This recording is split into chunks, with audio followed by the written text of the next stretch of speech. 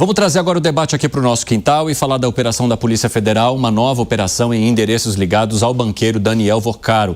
Igor Damasceno acompanha essa história de Brasília e vai trazer as atualizações agora. O que essa segunda fase da operação mirou, hein, Igor? Bem-vindo.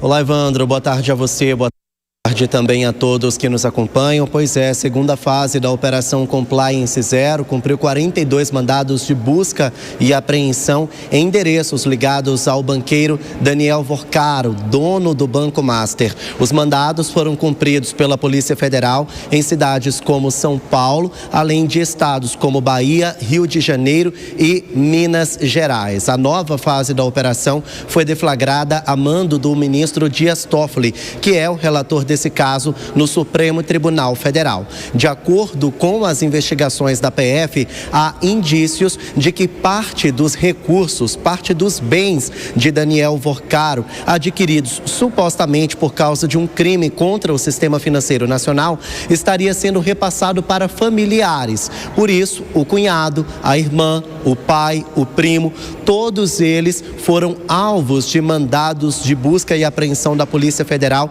assim como Daniel Vorcaro, ou seja, a família do banqueiro estaria corroborando que os bens fossem repassados para os nomes deles e com isso evitasse algum avançar das investigações ou mesmo um bloqueio judicial.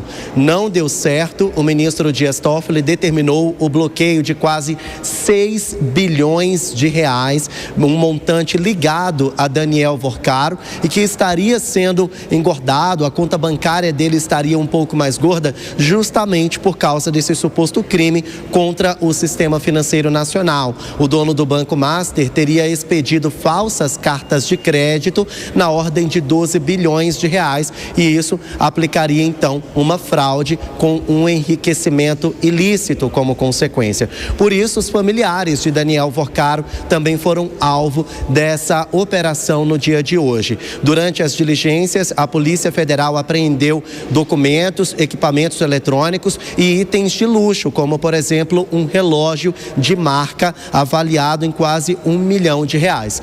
Tudo isso foi apreendido pela Polícia Federal.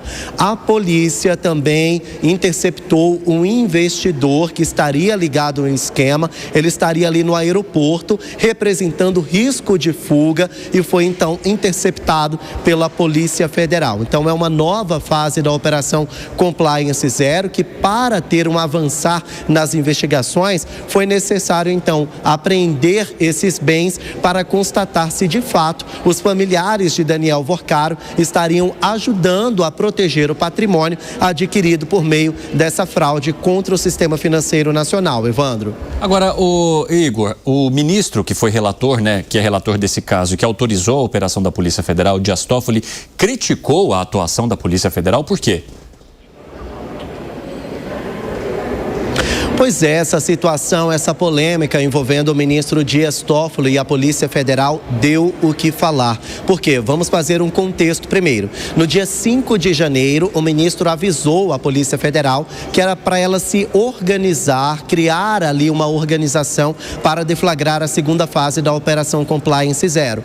E ele deu até o dia 13 de janeiro, no caso ontem, para que essa operação fosse deflagrada. Só que ela só foi deflagrada 24 horas depois, no caso, hoje de manhã. O ministro disse que essa demora pode ter prejudicado o avançar das investigações. Hoje, no início da tarde, Dias Toffoli derrubou o sigilo da decisão que motivou essa segunda fase da operação e ali no texto ele deixa bem claro uma crítica à Polícia Federal. Nós separamos esse trecho, esse destaque, vamos colocar no ar agora. Olha, nas palavras do ministro, aconteceu o seguinte, abre aspas, causa espécie a esse relator não só o descumprimento do prazo por mim estabelecido para o cumprimento das medidas ordenadas, posto que resta claro que outros envolvidos podem estar descaracterizando as provas essenciais ao deslinde da causa, como a falta de empenho no cumprimento da ordem judicial,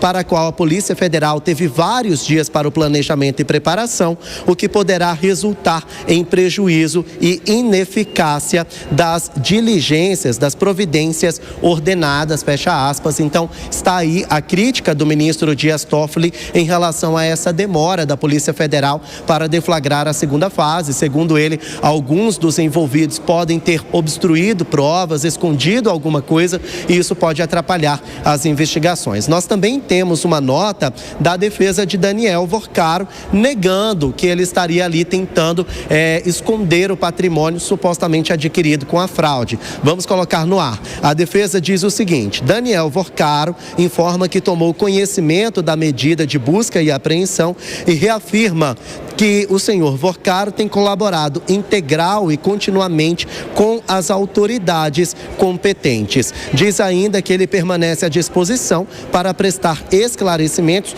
sempre que solicitado, reforçando que seu interesse no esclarecimento completo dos fatos e no encerramento célere do inquérito, fecha aspas. Então, a defesa dizendo que quando Daniel Vorcaro passou a ser investigado, ele tem contribuído com as investigações desde então e nega qualquer tipo de fraude ou esconder o patrimônio por meio de seus familiares. Evandro. Obrigado pelas informações, Igor Damasceno, um abraço para você.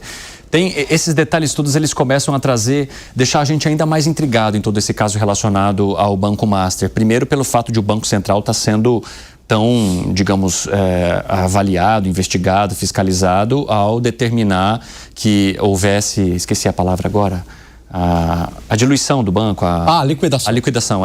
A liquidação do Banco Master à época, utilizando as regras que são adotadas naturalmente pelo Banco Central em casos como este. Agora, na operação da Polícia Federal de hoje, vem o fato de o ministro Dias Toffoli chamar a atenção da Polícia Federal por um não cumprimento de prazos e também por determinar que tudo aquilo que foi recolhido nessas buscas e apreensões fique à disposição do Supremo Tribunal Federal e não levado para a sede da Polícia Federal, como normalmente acontece.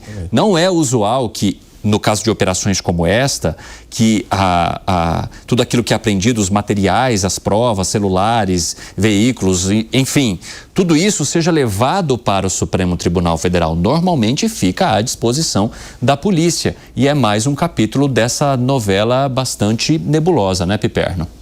Bom, primeiro que essa nota do ministro Toffoli, com todo respeito, me parece mais um artifício de autoblindagem. Primeiro, não é o STF que pode determinar em quanto tempo a Polícia Federal vai ter ou não condição para realizar uma operação. Então, quando ele insinua, ele diz categoricamente que a demora pode ter acarretado em destruição de provas, aí tem duas coisas. Primeiro, ele não sabe quais são essas provas, até porque talvez muitas delas estejam nesses equipamentos que foram para o STF e não poderão ser analisados pela Polícia Federal. Segundo, como é que ele sabe o timing, como é que ele sabe a disponibilidade de recursos materiais e humanos da Polícia Federal para organizar uma operação?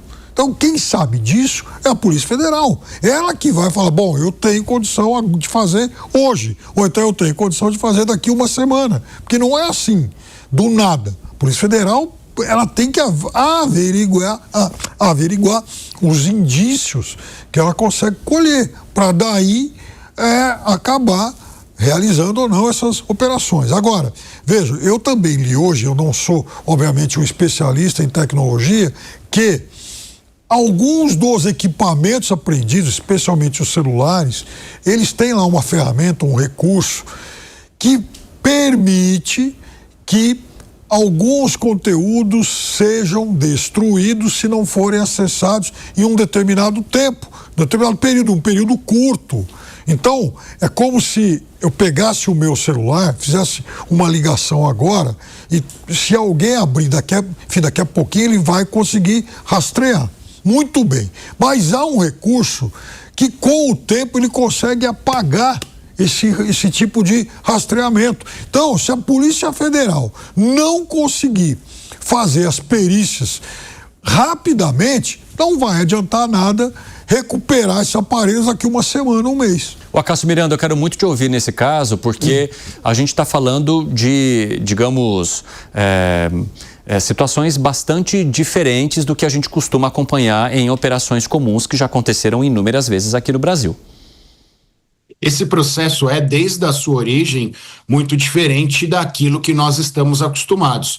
Primeiro, um processo que envolve crimes financeiros e até agora nenhuma autoridade com foro por prerrogativa de função estar na competência do Supremo Tribunal Federal com o sigilo processual decretado. Em segundo lugar, normalmente, a Polícia Federal ou o Ministério Público quem provocam o Judiciário para que seja realizada determinada operação.